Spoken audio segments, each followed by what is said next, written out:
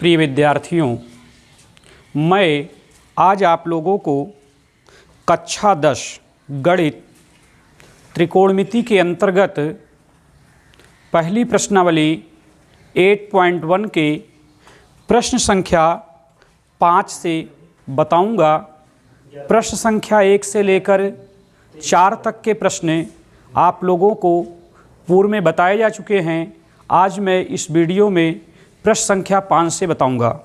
देखिए प्रश्न संख्या 5 में क्या है, कह रहा है कि सेक थीटा बराबर 13/12 हो तो सभी त्रिकोणमितीय अनुपात ज्ञात कीजिए। तो देखिए हमने आप लोगों को ये बताया कि पहली प्रश्नावली के प्रश्नों को हल करने के लिए आपको 3 चीज़ों का ज्ञान होना आवश्यक है। सर्वप्रथम समकोण त्रिभुज की भुजाओं को पहचानना, लंब, आधार और कर्ण को भली भांति पहचानना। दूसरी चीज़ पाइथागोरस प्रमेय, किसी समकोण त्रिभुज में कर्ण पर बना वर्ग शेष दोनों भुजाओं पर बने वर्गों के योगफल के बराबर होता है, इस सिद्धांत की जानकारी होना। तीसरी महत्वपूर्ण बात, जो 6 हिंदी रूपांतरण या 6 त्रिकोणमितीय संबंध आपको हमने बताया है, जैसे साइन का, कास का, टैन का, कोसेक का, सेक का और काट का। तो साइन थीटा का सूत्र क्या होता है, लंब बटा कर्ण। कास थीटा का आधार बटा कर्ण। टैन थीटा का लंब बटा आधार। कोसेक थीटा का कर्ण बटा लंब। सेक थीटा का कर्ण बटा आधार और काट थीटा का आधार बटा लंब। ये जो 6 सूत्र बताए गए हैं, इनकी जानकारी और जो मैंने अभी पूर्व में आप लोगों को बताया कि पाइथागोरस प्रमेय और समकोण त्रिभुज के तीनों भुजाओं की जानकारी, ये अगर ये तीनों बातें आप लोग कंठस्थ कर लें, स्मरण कर लें, तो इस प्रश्नावली के प्रश्नों को हल करने में आप लोगों को कहीं कोई दिक्कत नहीं आएगी। तो देखिए हम इन्हीं तीनों की मदद लेकर हम इस प्रश्न को भी हल करेंगे। तो प्रश्न में दिया है सेक थीटा का मान 13/12। तो हम सबसे पहले लिखेंगे हल। तो हल में हम क्या लिखेंगे कि सेक थीटा बराबर 13/12। तो आप जानते हैं कि सेक थीटा का सूत्र क्या होता है, कर्ण बटा आधार। कर्ण बटा आधार। चूंकि कास का उल्टा होता है सेक, तो कास थीटा का सूत्र होता है आधार बटा कर्ण, तो सेक थीटा का क्या होगा, कर्ण बटा आधार। तो इससे बात ये क्लियर हो गई कि इस प्रश्न में कर्ण की वैल्यू 13 है और आधार की वैल्यू 12 है। तो देखिए अगर किसी समकोण त्रिभुज की तीनों भुजाएं अगर पता हों तो आप किसी भी त्रिकोणमितीय अनुपात का मान निकाल लेंगे। तो आपको कर्ण और आधार तो पता है पर लंब पता नहीं है। तो लंब जानने के लिए हम लिख देंगे लंब बराबर क्वेश्चन मार्क।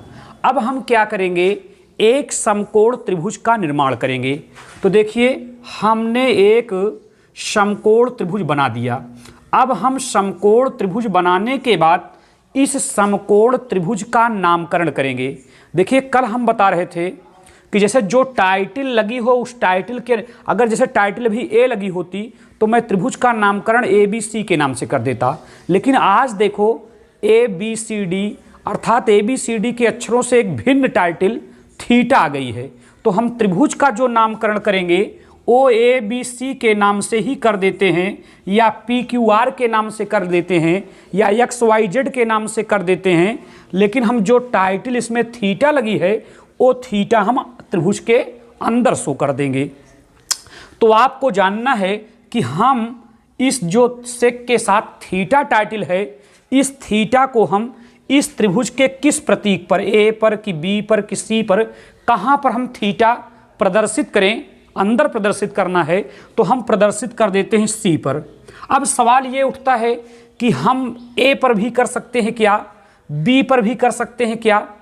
कर सकते हैं, लेकिन थीटा हमें ऐसे शीर्ष पर प्रतिस्थापित करना है जिसके सामने से लंब पड़ता हो। तो हमने जो समकोण त्रिभुज बनाया है उसमें लंब AB रेखा है, लंब AB रेखा है। इसलिए हम जो टाइटल थीटा है उसको जब C पर प्रदर्शित करेंगे तो थीटा के सामने वाली भुजा लंब ए बी हो जाएगी। अन्यत्र कहीं अगर हम प्रतिस्थापित करेंगे तो फिर जो आधार है वो लंब बन जाएगा या जो कर्ण है वो लंब बन जाएगा और प्रश्न थोड़ा से कठिन हो जाएगा या गलत भी हो सकता है। इसलिए हम थीटा को सी पर प्रदर्शित कर देते हैं। अब ये जो है लंब हो गया, तो हमें लंब प्रश्न में ज्ञात करना है, लंब पता नहीं है। बिना लंब के हम अन्य जो त्रिकोणमितीय अनुपातों के मान ज्ञात करने हैं उनको ज्ञात करने में हम असमर्थ होंगे, इसलिए हम लंब का मान ज्ञात करेंगे। तो लंब की वैल्यू मुझको ज्ञात करनी है, लेकिन हमारे पास कर्ण की वैल्यू क्या है 13।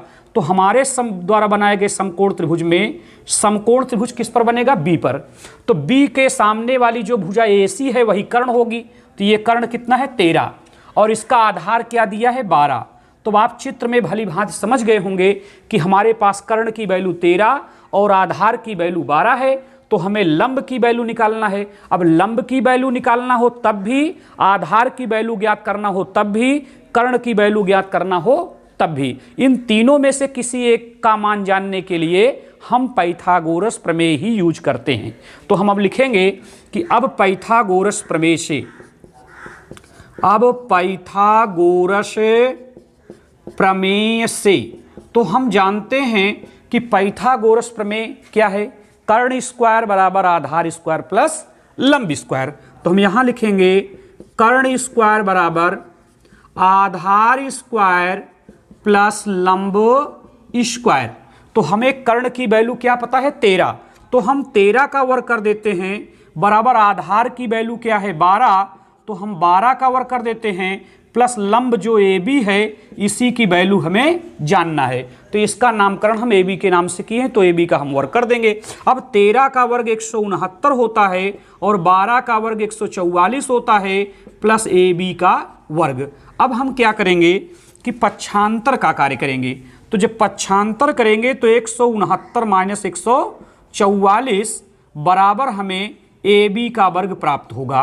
तो जब इसको घटाएंगे तो ये 25 आ जाएगा। 169 में से 144, 9 में से 4 जाएंगे 5, 6 में से 4 जाएंगे 2, तो बराबर AB का वर्ग।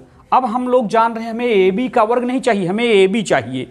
तो हम जैसे AB का वर्ग है उसी तरह हम देखेंगे कि 25 किसका वर्ग है। तो आप लोग जानते हैं ये 5 का वर्ग है, तो हम इसको 5 का वर्ग बराबर AB का वर्ग लिख सकते हैं। तो वर्ग से वर्ग कैंसिल होगा तो 5 बराबर क्या हो जाएगा AB। तो इस प्रकार से आप देखें कि ये जो इस समकोण त्रिभुज में जो लंब AB है उसकी माप 5 हो गई। कर्ण की वैल्यू पता है, आधार की वैल्यू पता है। तो मैंने कहा कि अगर किसी समकोण त्रिभुज की तीनों भुजाएं अगर पता हो, लंब, आधार और कर्ण, तो इसकी मदद से आप किसी भी त्रिकोणमितीय अनुपात का मान ज्ञात कर सकते हैं। किसी भी त्रिकोणमितीय अनुपात का मतलब जो 6 त्रिकोणमितीय अनुपात हैं उनमें से किसी का भी मान आप प्राप्त कर सकते हैं सूत्र को रखकर। तो आइए अब हम पहले त्रिकोणमितीय अनुपात का मान प्राप्त करते हैं। तो पहला त्रिकोणमितीय अनुपात हमारे यहाँ क्या है, साइन। तो हम साइन थीटा बराबर पहले प्राप्त करेंगे। तो साइन थीटा बराबर हम जानते हैं कि लंब बटा कर्ण सूत्र होता है, यल से लंब के से कर्ण, वही हम लाल बटा कक्का से इसको हम ले रहे हैं। जबकि कर्ण को वास्तविक रूप में उसकी अंग्रेजी होती है हाइपोटेन्यूज और आधार की होती है बेस और लंब की होती है परपेंडिकुलर।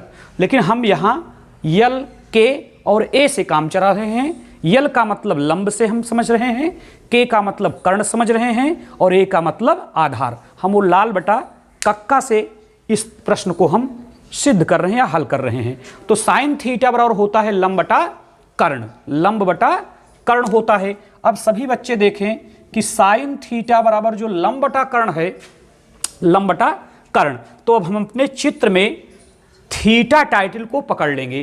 तो जब थीटा टाइटल को हम देखेंगे तो थीटा के सामने कौन सी भुजा पड़ रही है, AB। तो यही AB क्या होगी, लंब। तो हमें लंब की आवश्यकता भी है तो हम यहाँ AB लिख देंगे। और अपान में कर्ण, तो कर्ण तो समकोण के सामने वाली भुजा होती है, तो समकोण B पर बना है, इसके सामने की भुजा क्या है, AC। तो AC हमारा क्या है, कर्ण।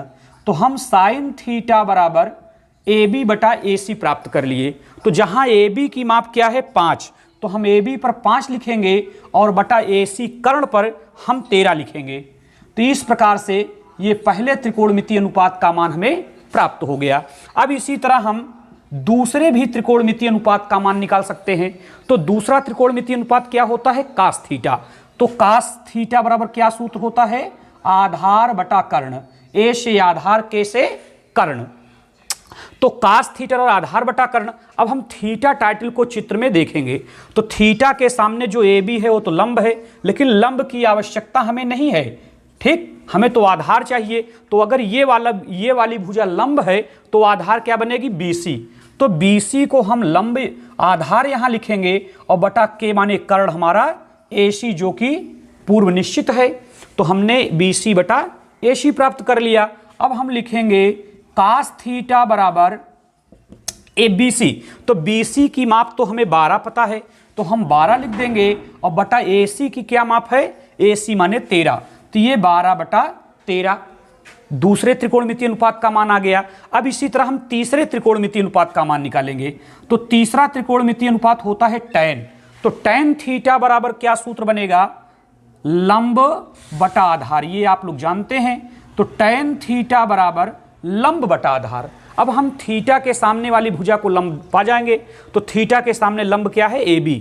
तो हम लंब पर AB प्रदर्शित करेंगे बटा आधार। तो आधार आप लोग जान रहे हैं कि BC है, तो BC। तो tan थीटा बराबर, अब देखिए AB की माप हम पहले ही प्राप्त कर चुके हैं 5, तो हम 5 लिखेंगे बटा BC की माप 12, तो हम 12 लिख देंगे। तो इस प्रकार हमने 3 त्रिकोणमितीय अनुपातों का मान प्राप्त किया। अभी 3 त्रिकोणमितीय अनुपातों का मान और इसमें ज्ञात करना, चूंकि सभी त्रिकोणमितीय अनुपातों का मान कहा है। तो अगला बनेगा कोसेक थीटा। तब हम कोसेक थीटा बराबर निकालेंगे। तो हम लिखेंगे कोसेक थीटा बराबर, अब आप लोगों को मैंने पूर्व में बताया है कि साइन का उल्टा कोसेक होता है। तो कोसेक थीटा, अगर साइन का सूत्र लंब बटा कर्ण है तो इसका सूत्र बनेगा कर्ण बटा लंब। तो कोसेक थीटा बराबर कर्ण बटा लंब। अब कर्ण तो निश्चित है, AC है, तो हम कर्ण पर AC प्रदर्शित करेंगे। और लंब क्या है? तो थीटा के लिए लंब AB है, तो हम AB प्रदर्शित कर देंगे इस पर। अब हम दोनों की माप देखकर प्रदर्शित कर देंगे तो उत्तर आ जाएगा कोसेक थीटा बराबर। अब AC कितना है? 13, तो हम 13 रखेंगे और बटा AB कितना है?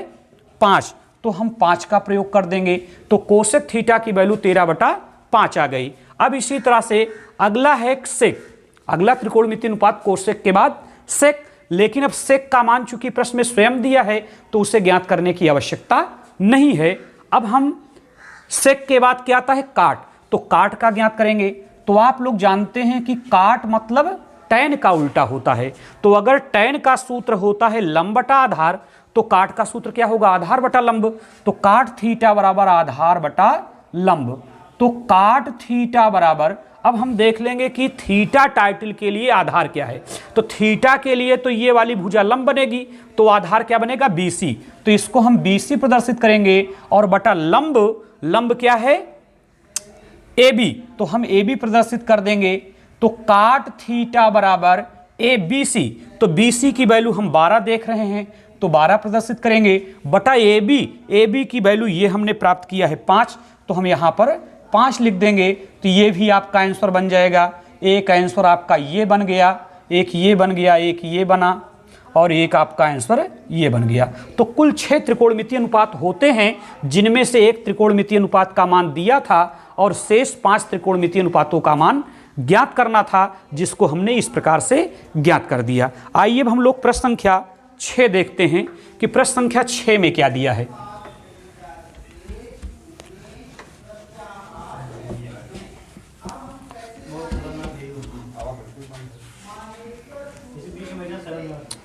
प्रश्न संख्या 6 में देखिए, यदि कोण A बराबर कोण B न्यून कोण है तथा कास A बराबर कास B, तो दिखाइए कि कोण A बराबर कोण B।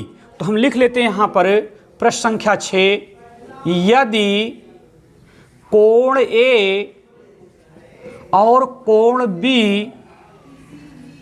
न्यून कोण हो, क्या हो?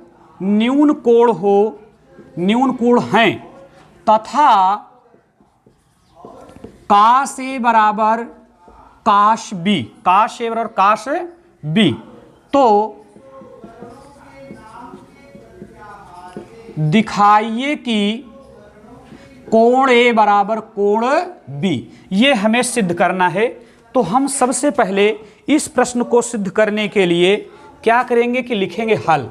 हल में हम लिखेंगे कि त्रिभुज ए बी सी। अब आप समझिए कि हम कैसे जान गए कि त्रिभुज का नाम ए बी सी के नाम से होगा।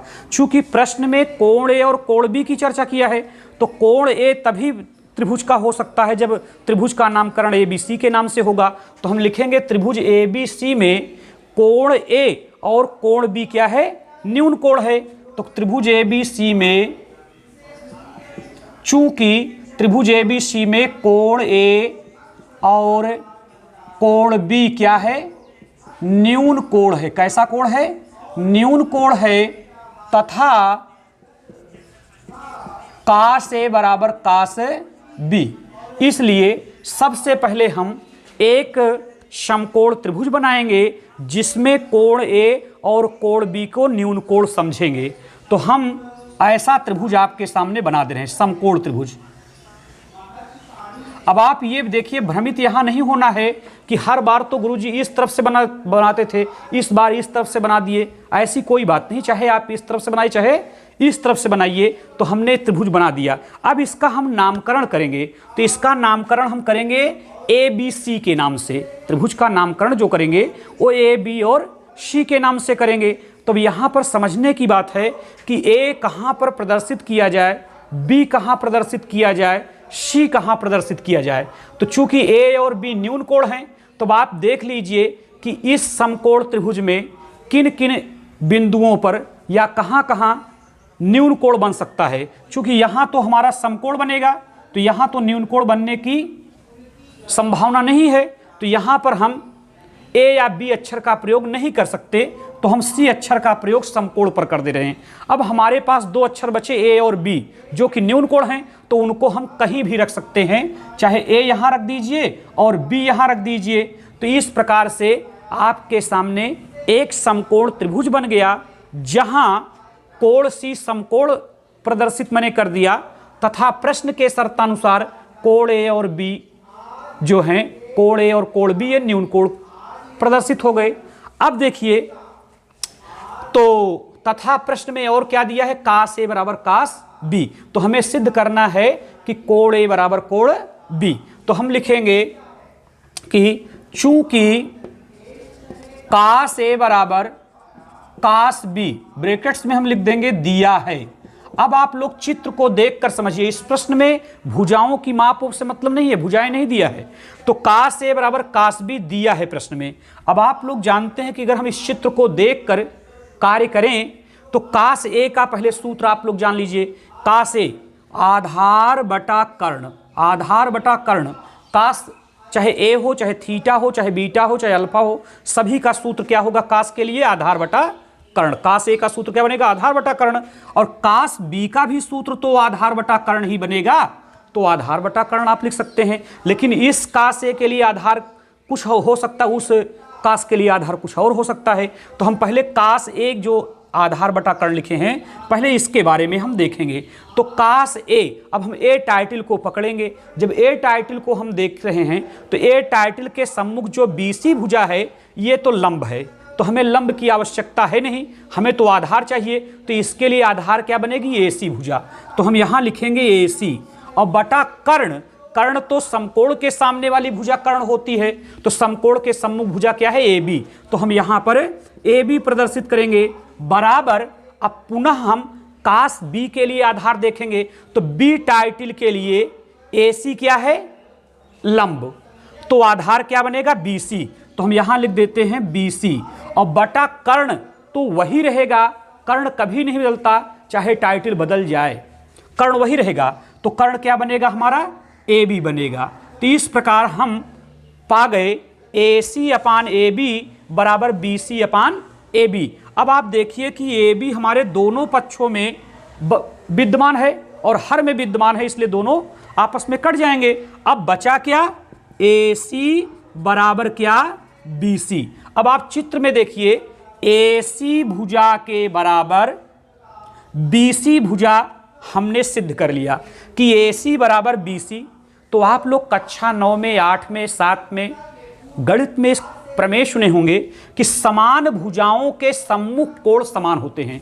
समान भुजाओं के सम्मुख कोण समान होते हैं। तो हम यहां लिख देंगे कि चूंकि AC बराबर BC, इसलिए कोण AC के सम्मुख, AC के सम्मुख बनने वाला कोण AC और BC के सम्मुख बनने वाला कोण, तो BC के सम्मुख बनने वाला कोण A है तो हम लिखेंगे कोण A, और AC के सम्मुख बनने वाला कोण B है तो हम लिखेंगे कोण B। तो कोण B बराबर कोण A, इसी को हम पलट कर भी लिख सकते हैं, कोण A बराबर कोण B।